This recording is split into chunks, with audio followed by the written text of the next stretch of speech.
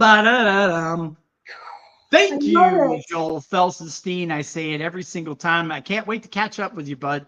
We're going to be talking tomorrow. I haven't talked to you in a while. I can't wait to catch up. Thrilled to have you be a partner with us.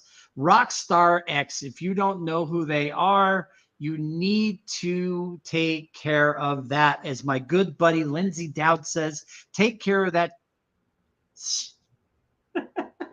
You can't do the asterisk when you're live. You can't asterisk. Yeah. So anyway, love that. Thank you, Lindsay Dowd, for the shout out earlier today. Thank you, Joel Felsenstein, for that intro outro video. And today, one of our newer partners and someone I've just grown to love already, very quick amount of time. This is because she comes with a full heart and open arms every time she comes to any show, any event, anything. This is what you get every single time. It's fantastic. Ladies and gentlemen, Dr. Melissa Robinson-Winemiller, the empathy queen, in the house.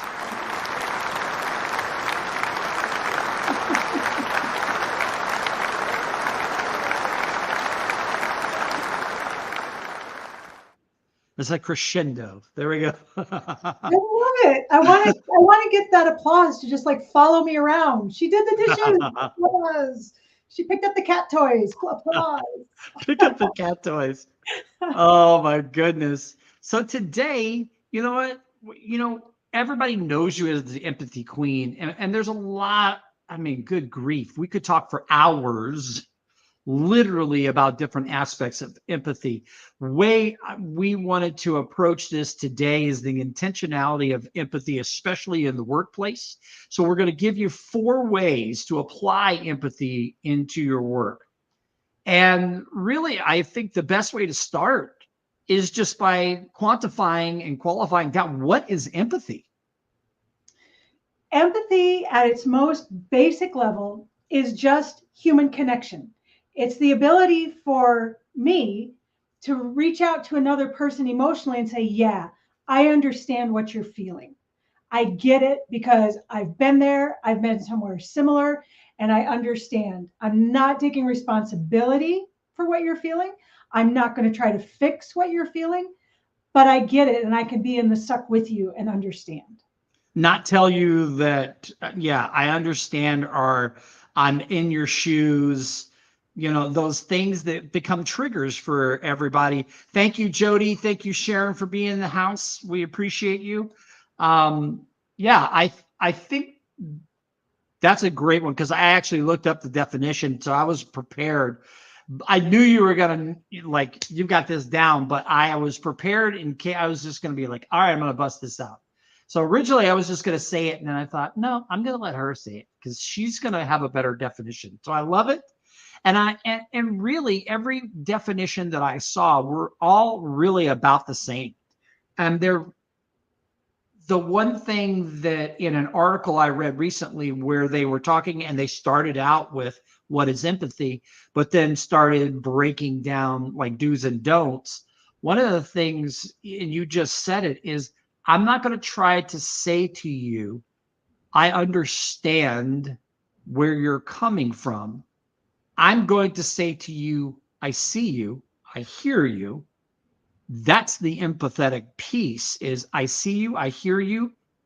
I'm making a place here for you so that you can express yourself, you can be heard and seen, and that we can move together, whatever that means. However I can help, however I can show up as a human being, that makes the difference. And I think some people that's where some of the things get twisted personally and professionally. So let's start working on the 4. So we talked about 4 ways to apply empathy in your work. Let's start out by when you're talking about having empathy in the workspace, how does that change?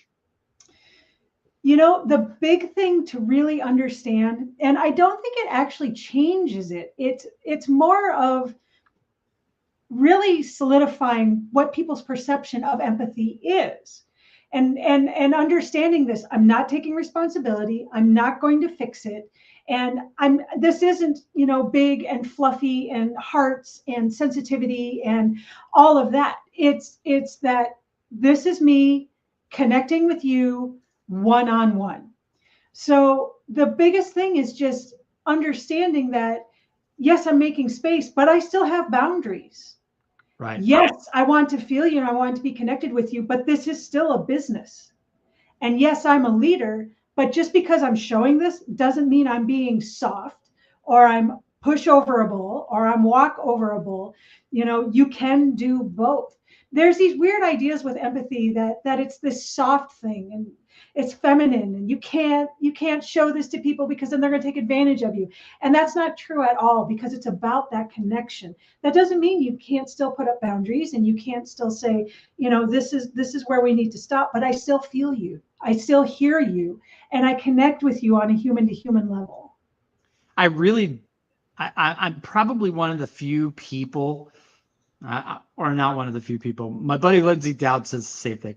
I will say that I really don't like the term soft skills.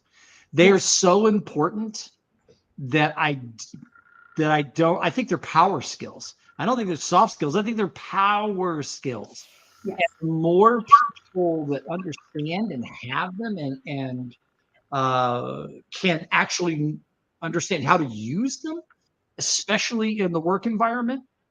So when I said change, I was thinking like, I should watch my words. How does it morph to take the concept of empathy and make sure that you are applying it? Because we're talking about 4 ways to apply empathy in the work. So how does a leader who really is like, okay, everybody's talking about empathy, I see it everywhere, I'm being told that I need to be more empathetic, I looked up the definition, I think I'm that way, but okay, I'm just starting out. So let's go to the crux then of starting, and then we'll build out the 4 things. So I'm brand new at this, but I really want to build a culture that matters. Yes.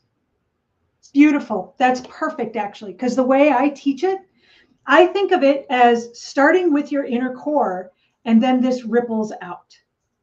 So that means you've got to start with your inner core, and that means starting with you. That means taking the time to self-reflect and understand not just who you are and that you have empathy, but how do you use empathy? So I get the question a lot about, can you teach it? And it's a valid question. Plato said, can virtue be taught? So we've been asking this question a really long time. And the truth of the matter is, if you're someone that absolutely has zero empathy, like dark triad, and I'm not going to go down that tunnel, we could. But we did have another show about that. We did. I can get pulled off track too easy. But if you have absolutely none, then no. There's effective, emotional. There's 2 kinds. There's cognitive, which means mentally I get it, logically I get it. And there's effective empathy, which means I feel it. It's in my heart. Yeah. Cognitive empathy, yes, I can teach anybody that, but it's not really real. It's like knowing the words to a song, but not the tune. It's not quite right. Affective empathy, yes, I can teach it. Or I can teach it if you already have some.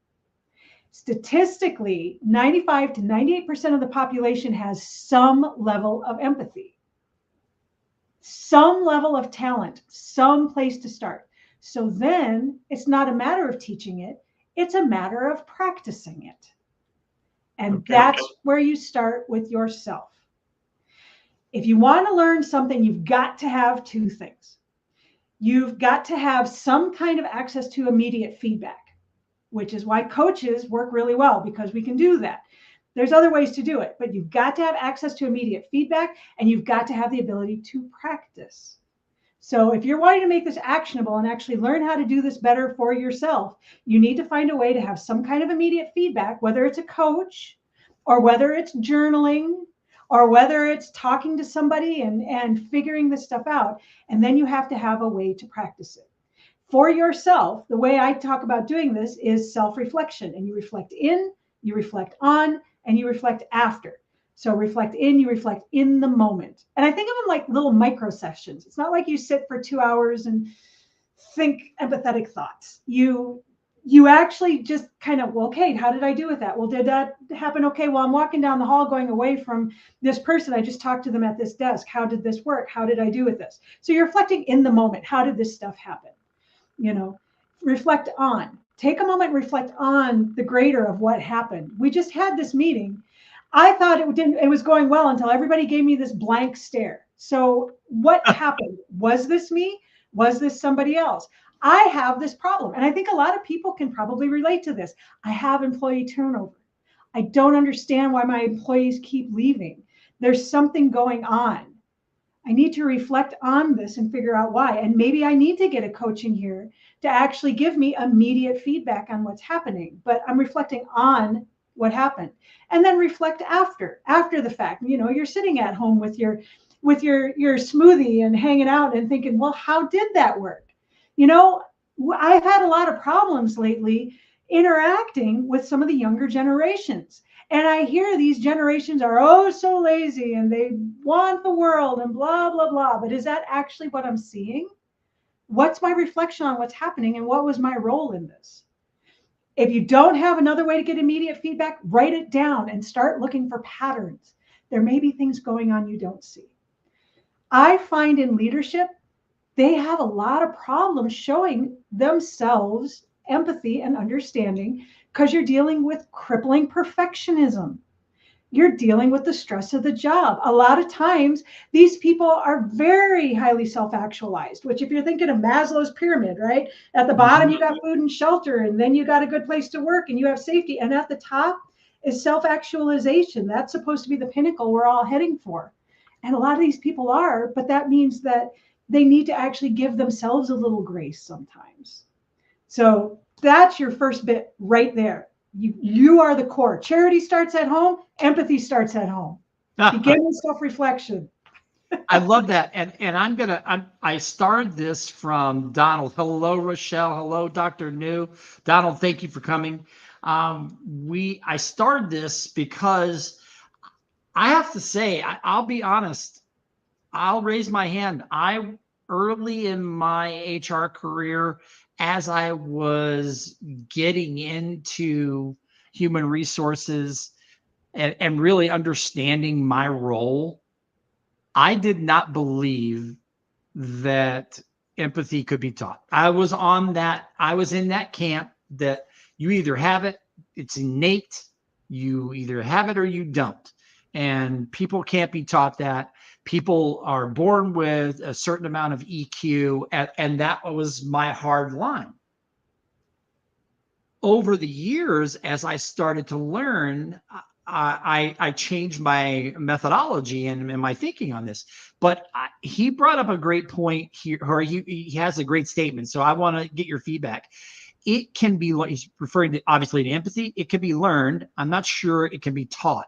If you're willing to see, you can learn. If you're unwilling to act and effectively embrace, then the teaching will fall flat. This is kind of exactly what you were talking about. It has to be transformational, not informational. I love that point. Thank you, Donald, for making that. Yes. What do you think about that? Absolutely, without a doubt. So when you're looking at adult learning models, you have to have two things in place before anything can happen at all. First, there has to be a recognition that a gap is there, that there is a gap in the learning. So if you have someone that has no empathy, like absolute zero, there's probably going to be no recognition that there's a gap to begin with because they think they're just fine. And again, we're talking dark triad. We're talking a very small percentage of the population, but they are there. But then once the gap is there, there has to be enough desire to learn whatever it is to fill that gap, which means there has to be enough motivation, whether that's self-motivation, extrinsic motivation. If you don't get this under wraps, you're going to get fired, go to jail, sent to the corner, whatever. Do not pass go, do not collect $200. There you go. Exactly. Yeah. So yes, absolutely. It has to be transformational. But the thing to remember is most people are born with some kind of empathy. I mean, even at very low levels, if you think of it as a skill, we all have innate talent. And some people are going to be more gifted than others. They just are. It's the way we're made. But every one of us can take whatever talent we have and build on that somewhat. I mean, you think of Michael Jordan, and I know you've heard me use this before, but in high school, he did not make his varsity team. And what did his mom do? Yeah. She told him to go practice. And now he's the greatest of all time. Or arguably, but still, I'm Well, that era. hey, no, I'm with you. I definitely, definitely in the top 5. Yes. But the story, the lasting story that is always told about Michael Jordan, about how many free, the quotes about how many free throws he missed to be the place where he's at, at the peak of his career, where he was making so many points and being such a leader on the court, Yeah. on and off the court, really. But yeah, so my thinking has certainly changed in that regard, and I think as we sit here, we reflect on these 4 ways to apply empathy at work. I want to make sure that I plug them into the audience, but we'll recap them at the end as well. But what's next? All right, so now we've kind of gotten the base points, the baseline. We've taken our pulse, but what's up next? So you've got your core, and now you want to watch it ripple out. So the next logical place to be is start with the people closest to you. And if you're talking people in leadership position, this isn't just your direct reports. This may be assistants. This may be housekeeping. This may be cafeteria. This may be the people that kind of go unseen and unnoticed every single day. But the whole purpose of empathy is you're making this human connection. So start with the people that you already know. I mean, have as a leader, and this is the self-reflection, right? Have I taken the time to just say, hey, have I actually treated everybody humanely? We on LinkedIn in the social spheres are told all the time that the best way to connect with people is to create a situation where you know, like, and trust. Everybody say it with me. Know, Like, and trust. Yay, absolutely. Well, if you never come out of your office or you don't talk to people, no one's going to know you. If they do not know you, they are not going to like or trust you. You've cut off connection. You've made it so that you can't. So that's where you start your practice. And you meet people and you get out of your office. So I have kind of a case study going on right now. Oh, I love it. With someone out in the field who has been brought in as an interim radiology director. Yes, this is my husband, and I'm grateful that he's finally doing what I told him to do. Better late than never. But funny. He asked me, because he's only there for 90 days, how do I approach this? And I'm like, if you've got a real short amount of time, so you've got to create this know, like, and trust factor fast. And the way you do it is by being visible, by talking to people. All you have to do is just go by and say, hey, how's everybody doing? Need anything? No? Hey, have a good day. Now they've seen his face twice in a day. Yeah. That's not so hard. But those are the people. Like, and trust. Yeah. Now you're starting to ripple out. Do you think in the course of that, and I love that you're using his temporary position that he's doing as this case study and what's going on there, the thing that I'm wondering is, do you feel like it can be done in such a short period of time that you can build these levels of trust? And is that just really by being seen and being present and being consistent in your actions on a daily basis? Yes. And I'm going to get to that in the 4th ripple. 4th ripple. Yeah. All right. Hold on, folks. We are not there yet. I am skipping ahead. Shame. You know me, if I don't like plan it all out and like put it together in a nice, neat little package, I'm just not happy. I asked you, and we're going that route. I'm just the guy with the mic and the camera. You do your thing. Well, now you're in the second ripple, right? And you're starting to move it out by talking to the people closest to you. So in that third ripple, you want to move it out even further. And this is where I especially like to highlight what I call the sandwich managers, the middle managers, the one in the beginning, because they not only have the opportunity to change what's here, but to manage up. And I talk a lot about that because when I talk about leadership, I'm not talking about management. Anybody can be a leader. You can learn this. It doesn't matter what your position is. I don't really care what your title is. Leadership is an action, not a title. Absolutely. So now you've got these middle managers that are in a perfect position to actually drive this ripple even farther through empathy, because you've got to understand not only what the people reporting to you want, but what the people above you need. And this is precisely what's been going on. Have you seen the latest SHRM numbers that came out about civility in the workplace? I didn't see the numbers, but I've seen people talking about, like, I didn't see the actual report, but I've seen people referring about it. Yeah. So starting right there, I mean, because the number was like 1.71 million, was it 1.7? No, it was 171 million acts of incivility per day within US workers. So simply by going in and being civil and listening to his people, making that connection, making them feel heard so that they know, like, and trust him, making the people above feeling heard so they also know, like, and trust. Now he's at a pivot point. Now he's that empathetic leader, and he's right there. He's the pivot point to the whole thing. He's in a place to affect major change, and he isn't even top level. Yeah.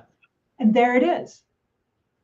No, I love that. I hadn't thought about it in that way. I know for myself, whenever I'm going into a situation from my past and dealing with an organization where we're starting, then I think about how can I listen? How can I take in the information instead of, hey, here's what we're going to do. Listen to everybody, see where the pain points are, and then start to see what people need and be consistent, be that consistent force that they see show up, create space, give safety.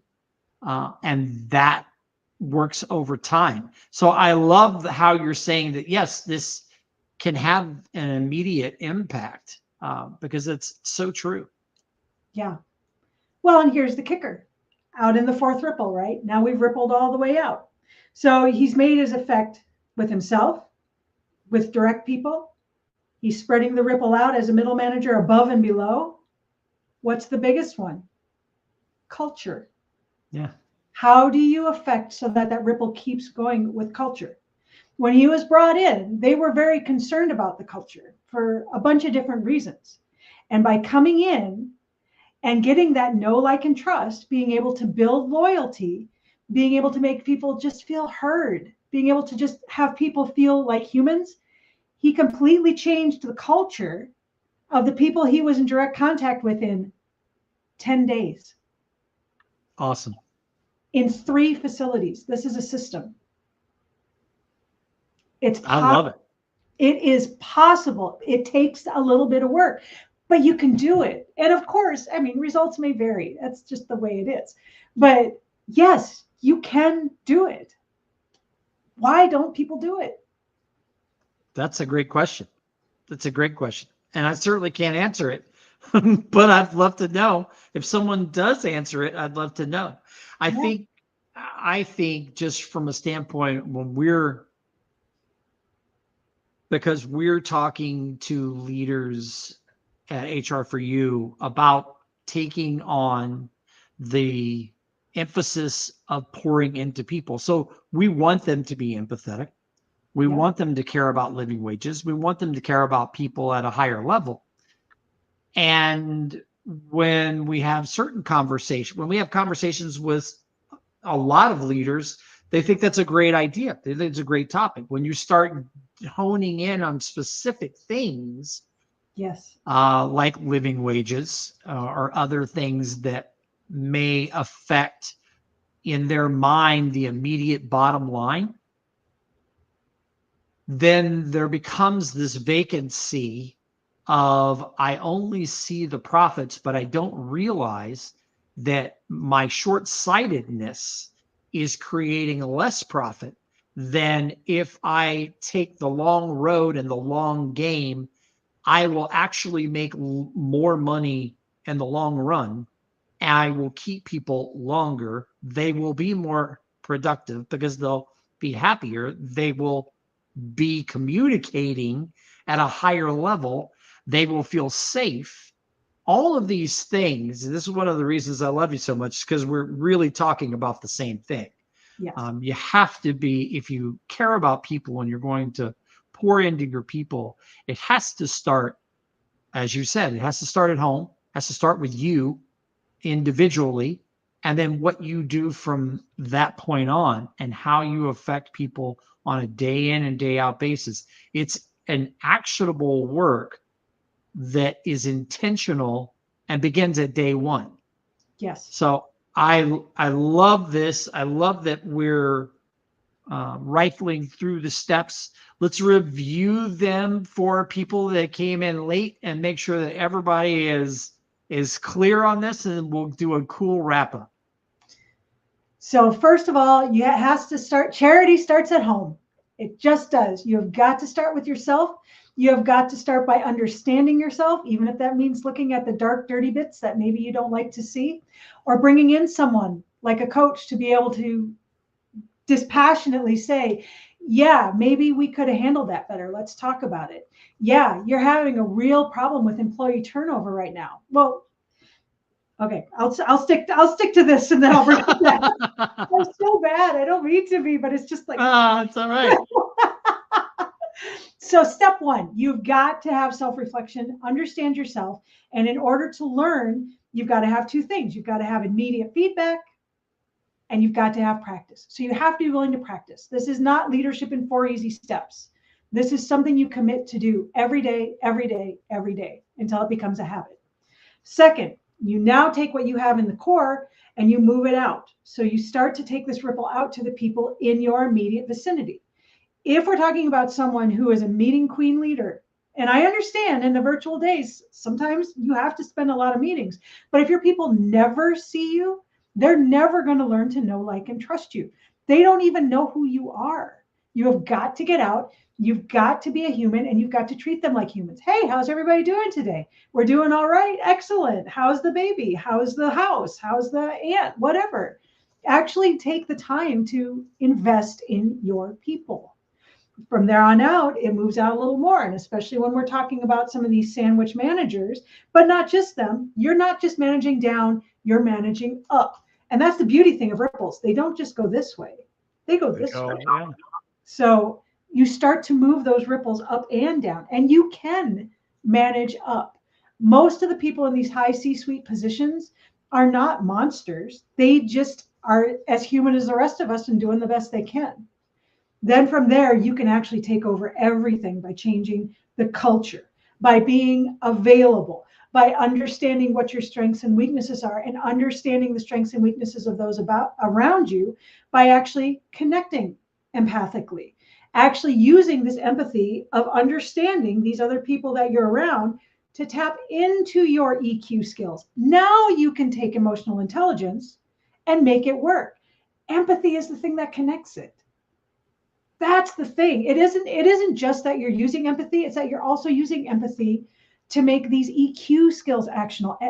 It's like an artist. You now have the whole palette at your fingertips. I love it. I love it. Well, you know what? what I'm going to pivot and what I'd love, we've been flashing, if you haven't noticed this thing that keeps going by, that's like, hey, what is that? What is that? Impact? What is that? That is Melissa's website. So tell us a little bit about what you do. And obviously you've been talking about it, but tell us what you do, what you, how you can help others, and how they can get in touch with you.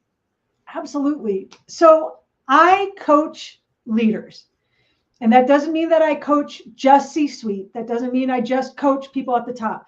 I coach leaders and emerging leaders how to effectively use empathy to tap into these EQ skills for better innovation, for better productivity, for less employee turnover, for less generational friction, and for the most Scroogiest, Montgomery Burnsiest people in the world, for better profit. Because what you said about actually getting better profit is absolutely true. According to an Ernst & Young report, by 84%, 84. That's big.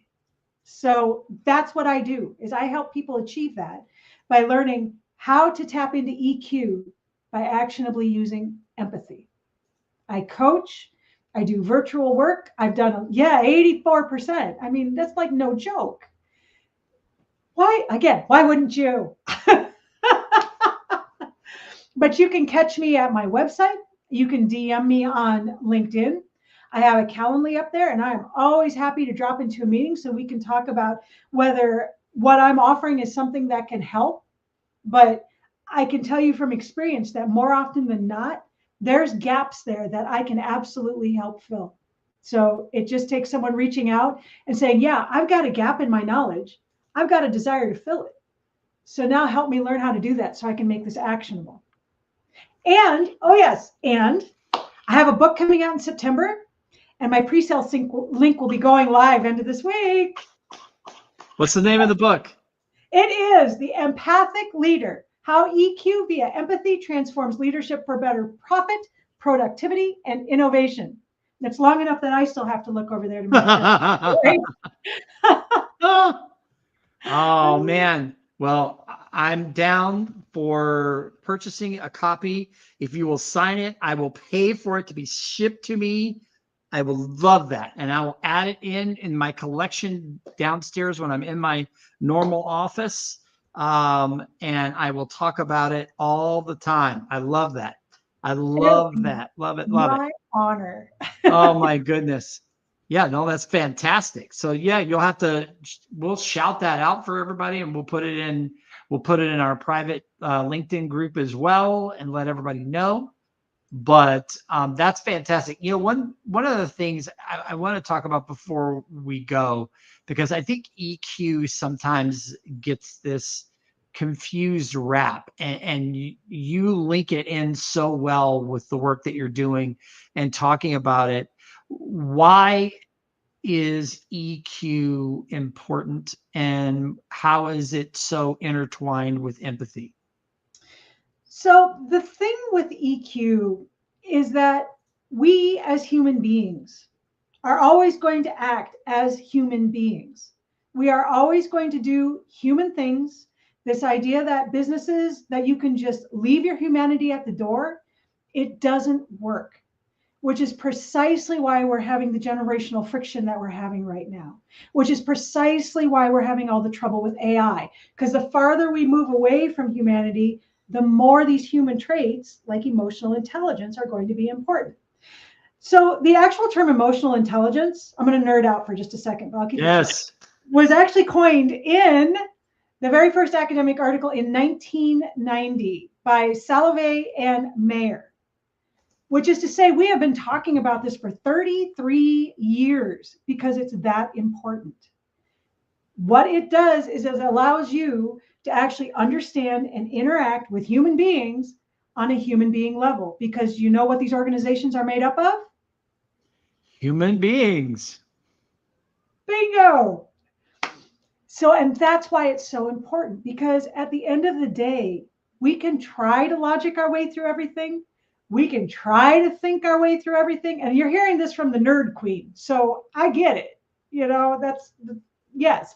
But we are all human. And if there's one thing that we can all connect on, it's that humanity. We have got to be emotionally intelligent with each other, because that's the basics. That's the foundation without which nothing stands. It can't be, these are not the droids you're looking for. It needs to be, these are the people you're looking for. We care about people.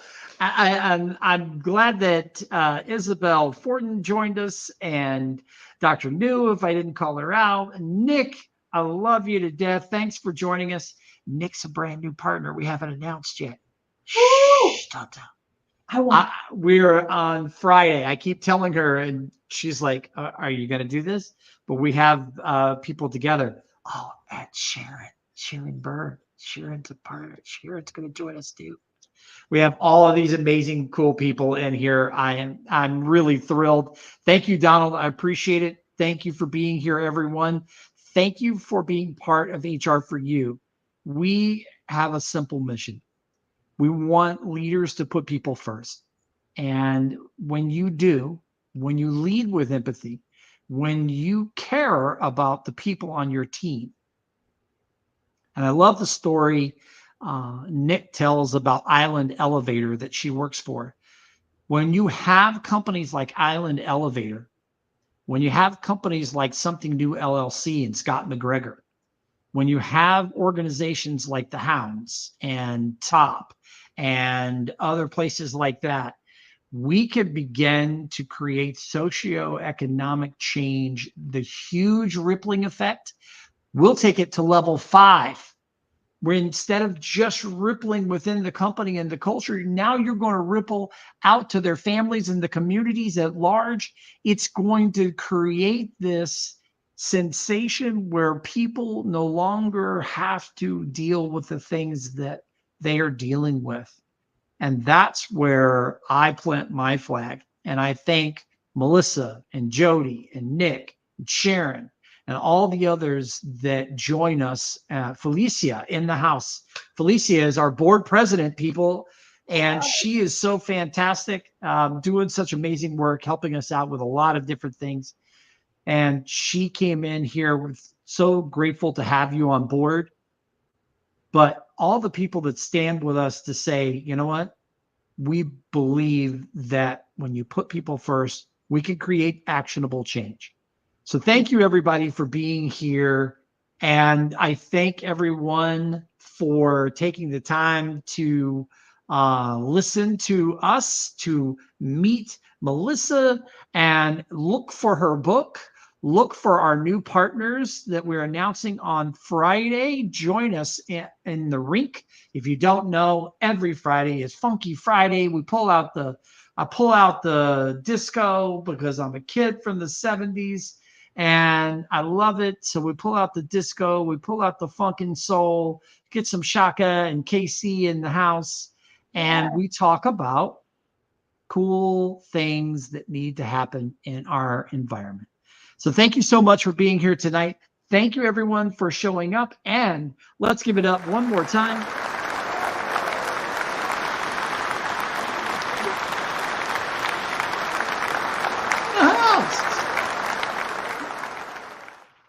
Everyone, have a great night. Thanks for coming. We appreciate it.